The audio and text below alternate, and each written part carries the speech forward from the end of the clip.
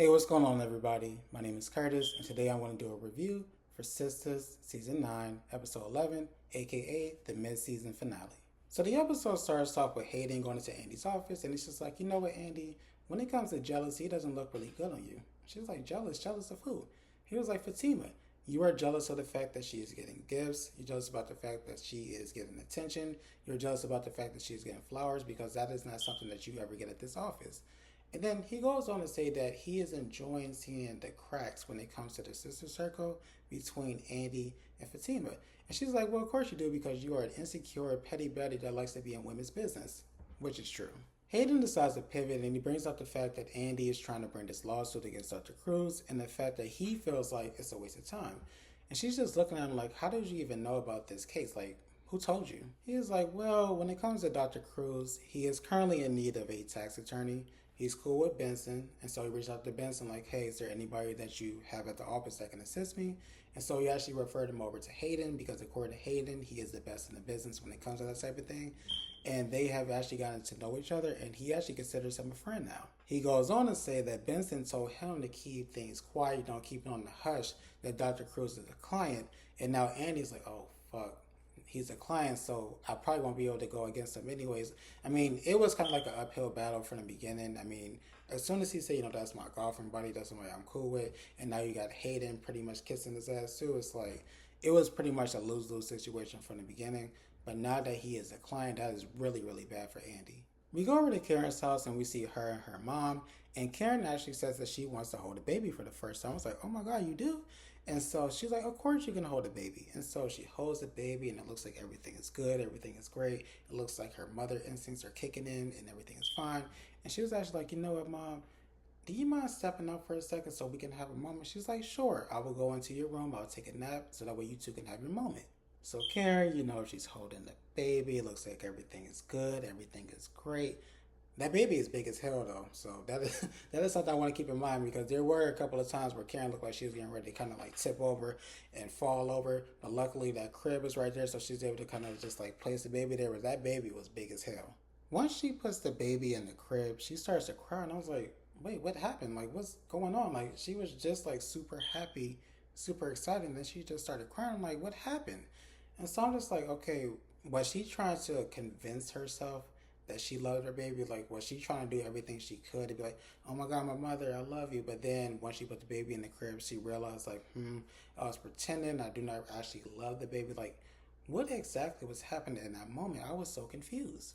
Back at the office, we see Benson. He's actually walking near Andy's office. So she's like, hey, can you come in? He's just like, sure.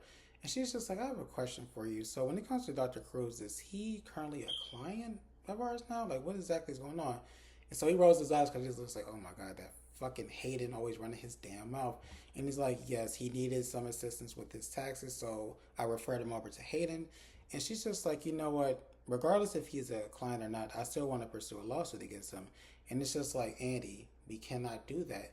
And so she starts bringing up things that have happened in his past. One of the things being that apparently he has a class action lawsuit in Alabama.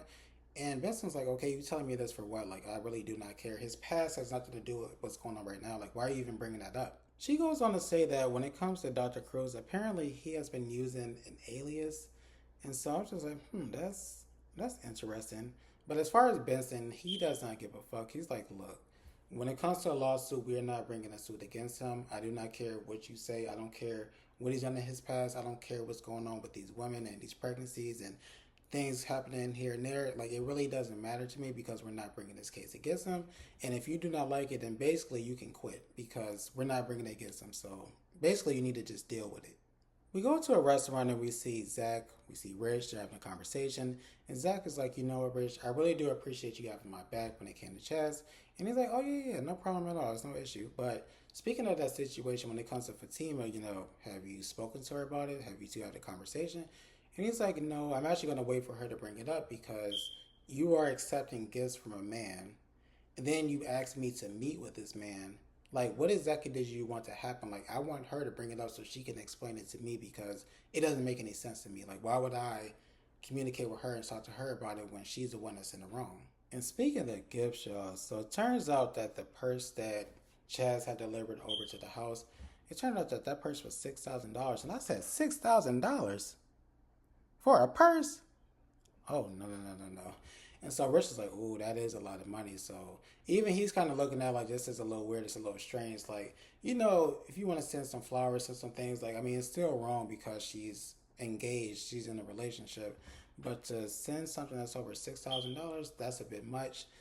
I mean, even though, I mean, he's a basketball player, he has money. So, I mean, $6,000 to him is completely different than $6,000 to like Rich and Zach. So, but still, he shouldn't have done it. Rich decides to pivot and he brings up the fact that he has sex with Penelope. And so if we go back to the beginning of the season, remember, he said that they did not have sex, they were getting ready to have sex, and that they were in the process of getting ready to have sex, but they did not. But in this scene, he's saying, no, we did have sex, and they had sex throughout the entire bar. And so that is something to keep in mind. Rich tells him that he feels guilty. And he's like, why do you feel guilty? You two broke up, right? You did break up. And he's like, yeah, we did. But the thing is, I feel like that particular situation is going to prevent us from ever being able to get back together again. And then also, I did actually see her the other day, and she was actually with another man. And we all know how Sabrina is. She falls in love fairly quickly. So she's probably going to fall in love with this man. But Rich, I'm here to tell you right now, that situation did not work out. So you may have a chance. We go to the bank and we see Sabrina, we see Maurice. They're talking about Danny's cousin Rock and the fact that apparently his dick swings to the left. And Sabrina's like, you know what? I think I may see him again. Like, what do you think? Should I see him again? And he's like, yeah, you should probably see him. But when it comes to seeing him, it should only be about sex. Do not be over here trying to fall in love, trying to be in a relationship. Remember, you are in your whole phase. This is simply to have sex. While they're talking, Paige comes in because, of course, you all know when it comes to Maurice, he can't be in the scene unless Paige is there. And we know with Paige, she can't be in the scene without Maurice. So it didn't surprise me that she came into the scene. But next thing you know, her brother Dylan comes in and he's just like, hey, Maurice, I actually want to take you on a date. And also, I have these vision boards. I want us to fill them out together. And so I was just like, okay, this is cool. This is nice. I hope, the best for them. But when it comes to Maurice and when it comes to Dylan, I feel like they may share the same type of position. So I'm not really sure how that's going to work out. They may need a third, but, that's just me. Hey, I mean, they can always invite Bryce from Zativa. I'm pretty sure he won't mind. We go over to Danny's apartment and we see Tony. He's still on the couch. He's watching TV. And y'all, I'm ready for this storyline to be over. Like, I get it. I understand it. He just quit his job. He's trying to find himself. He's trying to figure things out. But her coming into the apartment, seeing him be a bum, and her complaining about it every single episode, it's getting old at this point, and I'm just ready for them to wrap it up. She tells him that it looks like a tornado hit, like it's dirty, it's filthy, and she also says that he stinks. And he's like, well, yeah, I do kind of smell bad, because he has been wearing that white beater for a minute. And then she's just like, what exactly is going on? Like, what is happening? Like, why isn't the apartment clean? And he's like, well, I actually planned to clean the house before you got home, but I didn't expect you to get home so early. Like, why are you home early? And she was like, well, I actually took the rest of the day off, but let's not focus on me. Let's focus on you. Like, what are you planning to do? Like, are you looking for a job? Are you doing this? You doing that? And it's like, well, I'm still in this phase where, I'm free. I have freedom. I'm trying to, figure this out. I'm just living it and I'm enjoying it. And she's just like, this is not going to work. Like, you need to figure out a way to bring in some income and get a job. And so speaking of income and bringing that in, he was like, well, speaking of that, I'm actually thinking about renting my house out. And she's like, renting your house out? Like, where would you say? He was like, well, if I do rent my house out, then I can move in here with you. And she was like, excuse me? He was like, yeah, I can rent my house out. I already have people lined up saying that they want to rent it out. And then I could come live with you. What do you think? And she just gets up and she walks out in slow motion. I thought that shit was so funny. We see Fatima, she's in her office, and she gets a call from the doctor's office, and they're just like, hey, we just want to confirm that you wanted to do a water birth opposed to a standard birth. And she's like, no, I want to do a standard birth with my doctor. And it's like, oh, okay, because we received a call from Zach, and he said that you wanted to do a water birth. And she was like, no. Disregard that. Like, do not worry about what Zach says. I'm going to do a standard birth with my doctor. And matter of fact, run everything by me. If he calls you and says anything, don't even worry about it. Don't pay it no mind.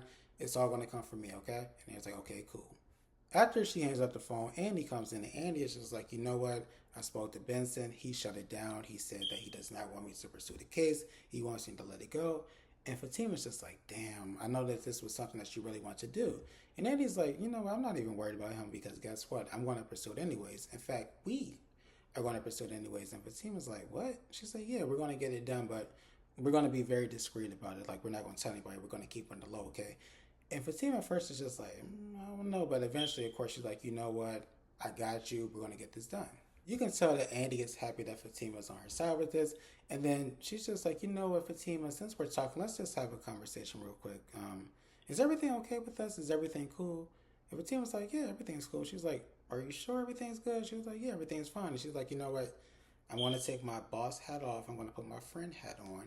And I'm going to ask you again, you know, is everything okay? Because you know if there's an issue or a problem, we can talk about it and we can work through it. And Fatima's just like, no, everything is okay. But of course, we know that everything is not okay. She definitely feels away. Andy's just like, okay, well, you know what? If something does come up and you feel like you want to talk about it, we can always talk about it. So clearly, that conversation she had with Hayden, that kind of hit home. And she realized that maybe she was being a little rude. Because as far as like jealousy, I do not think that she is jealous of Fatima at all. This is one of the situations where Fatima, she's kind of overstepping, and Andy, she's kind of like trying to put her in her place, put her back in line. And so it's just kind of like this battle between them, but it's definitely not jealousy on my end. She is tripping a little bit as far as like her tone and her delivery, but jealousy, no. We go back to Karen's house and we see Aaron. He has a bunch of groceries. He's coming inside and he's just like, Karen, Karen. She doesn't answer. And he walks up to the baby's crib and he notices that the baby's not there.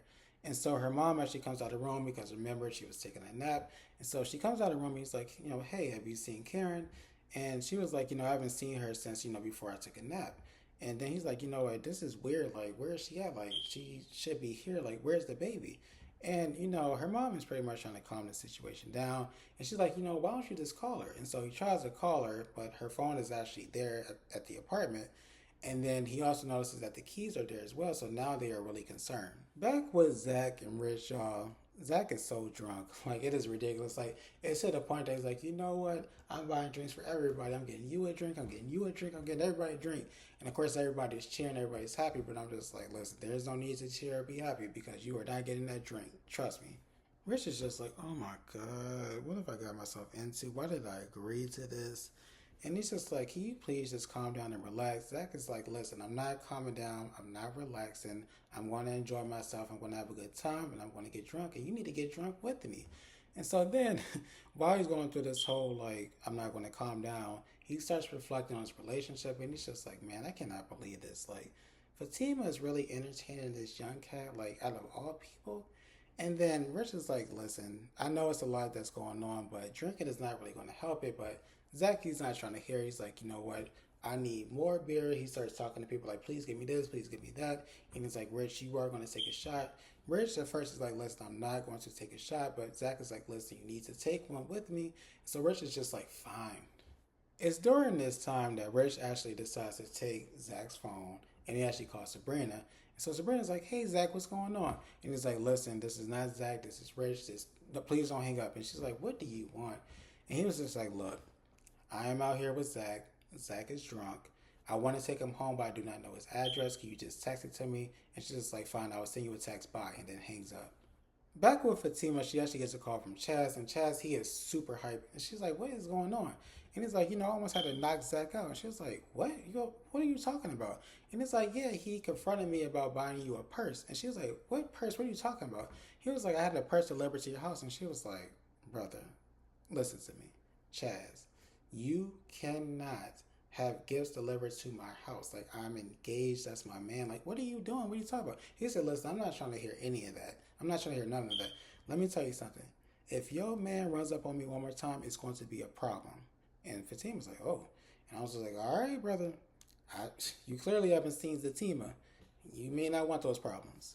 Fatima's just like, oh, shit, I need to go. So she gets her stuff and she's walking out. And as she's walking out, Sabrina calls her and she's like, hey, Fatima, I just want to give you a heads up. Zach is drunk. Zach is on his way home. So I just want to get you prepared because it may be a shit show. And she's just like, oh, fuck. And speaking of Sabrina, she arrives at the restaurant and she's like, hey, Danny, what's going on? And Danny's like, you know, I've had a shitty day. And she's like, what are you talking about? Didn't you just get that big settlement check? Like, you should be happy. And she's like, well, I would be happy if Tony did not say that he wants to move in with me. And she's just like, oh, I mean, isn't that a good thing? And she's like, no, motherfucker's broke. And she's like, I mean, but wouldn't it be good to come home to a man every day? And she's like, come home to a man that's always at home that never works? And Sabrina's like, oh, I mean, I guess you can see what's going on. And she's just like, listen, right now, I just want to enjoy my time here at happy hour, getting drunk with you and my cousin. And Sabrina's like, your cousin? She's like, oh shit, I forgot to tell you, yeah, my cousin Rocky's actually coming. It's also during this scene that Sabrina brings up the fact that Maurice told her that Andy was on a date with Dr. Vaughn. And she's like, I do not understand why she lies to us. Like, we would not judge her. And then Danny's like, well, I mean, she dates every red flag in Atlanta, so maybe she just didn't want us to hit her with the I told you so. And I was like, maybe so. While they are discussing Andy and Dr. Vaughn, Aaron actually calls Danny and he's like, hey, have you spoken to Karen? And she's like, no. And then Sabrina, she could kind of hear through the phone. And she's like, I actually haven't spoken to her either. So they're like, unfortunately, we haven't spoken to her. But Pam did come over to the restaurant. So I did mention that a little bit earlier. But Pam did come and speak to Danny. And Pam did say that, the shop is a mess. So maybe she just went to the shop to get everything straightened out because she was clearly upset with Pam. And say, okay, that probably makes sense. And then they hang up. After Danny hangs up, we see the infamous Rock. And Sabrina's like, oh, shit. She was like, what? She was like, that's the guy. And Danny's like, wait, that's the guy? And y'all, Danny almost threw up because remember, Danny saw a picture of his dick and remember she was kind of mesmerized by it. So she's just like, oh my God, not my cousin. After this, we see Fatima. She makes it home. And y'all, let me tell you something. This was an amazing scene. This scene was really, really good. I was really impressed. Like the acting, the dialogue, the pacing, the camera angles, like it was just really, really good. It actually gave me Fatima vibes a little bit, but it was really, really good. Fatima slams the door and she rushes up to Zach and she's like, listen, you have a lot of explaining to do. And he's like, wait, I have a lot of explaining to do? No, you have a lot of explaining to do. And she's like, what happened between you and Chaz? And then he takes the purse and he throws at her. And she's like, don't be throwing shit at me. He stands up and now they are face to face. And he's like, that this purse cost $6,000? And she's like, okay, and you acting like I cheated on you. He's like, well, I mean, did you? And she's like, you know what? I'm not even about to do this. And she attempts to walk away. He's like, no, no, no, no, no. We're going to talk about this. We're going to have a conversation. We're going to get down to the bottom of it right now. And he's just like, how could you set me up as far as like a meeting with the guy who clearly wants to fuck you? And she's like, he does not want to fuck. And I was just like, Fatima, listen to me. The young lad, he wants to fuck. I'm pretty sure a lot of men want to fuck you, Fatima. Like, I don't know why you acting as if this is something that's clearly impossible. Like, come on now. He clearly wants to do something with you. And the fact that you're accepting all of these gifts, he said in his purse over, what did you think Zach was going to think? And I do think it is important to note that Zach did mention, Chad said that he actually bought you other gifts that you didn't tell me about. Like, what is that about? And she's just like, you know what? In my opinion, it's not a big deal because, I mean, he's a basketball player. He makes a lot of money. I'm pretty sure he sends a lot of women gifts. Like, I didn't think, like, this was, like, specific towards me. I just thought that was just something that he does. And she was like, oh, okay, so you like basketball players, huh? Basically insinuating that she's a groupie. And she's like, don't ever compare me to no groupie. And then she's like, listen, regardless of what's going on right now, I'm not cheating on you. And he's just like, I don't really know about that. She's like, listen, I'm not cheating. So then she pivots and she's like, you know what? Since we're having a conversation, we're talking, let's talk about the fact that you told my doctor that I was having a water birth. Like, what was that about? And he was like, I did not say that we were having a water birth. What I said was that was an option that's on the table. And she's like, listen, I don't care what you have going on. I don't care what's going on. You know what happened with Karen.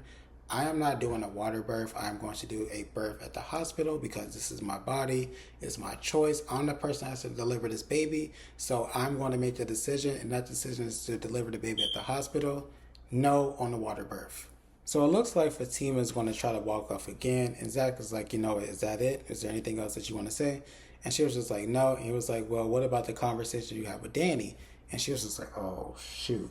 He was like, yeah, I overheard you. You said that you were happy about the fact that I lost my baby. And she's like, listen, it's not like that. He's like, no, no, no, no, no. You said that you were happy that my baby died. You were happy that Karen lost my baby. What was that about? And she was like, well, did you hear the part where I said that I feel bad about that? He said, it doesn't matter. What matters is the fact that you are happy and you're okay with the fact that I lost my child. Like, what kind of person are you? She was like, you know what? I'm not about to sit here and argue with the drunk. And he's like, oh, so we're name calling now?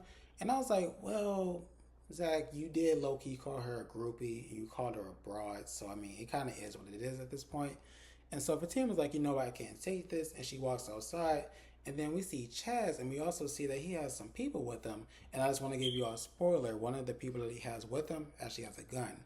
So that's what I mean when I'm saying like it's giving Fatima vibes, because this shit happens all the time on that show. After this, we see Andy. She's at home. She's talking to Dr. Vaughn, and she's like, you know what? When it comes to Benson, he shut it down. He said he's not trying to hear it. So Vaughn's like, damn, that sucks. I mean, what are you going to do? And she's like, oh, I'm still going to pursue it. Like, it's not going to be an issue at all. I'm just going to be very discreet and low about it, but I'm still going to pursue it. And so Vaughn decides to pivot because he knows that there's like this weird tension going on between her and Fatima. So it's like, what's going on with that? And she's like, well, it's weird because it's like we are friends, but I'm her boss. And right now, Fatima, she is kind of like stepping out of line, and it's up to me as her boss to kind of put her back in line.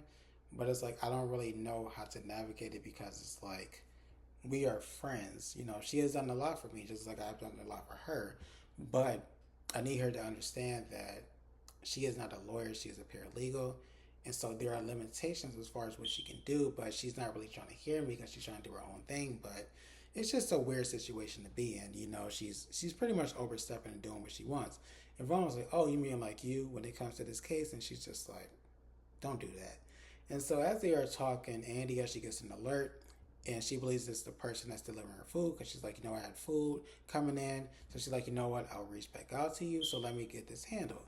And so she does let a person come up. She believes it's the person delivering her food, but it turns out to be Gary.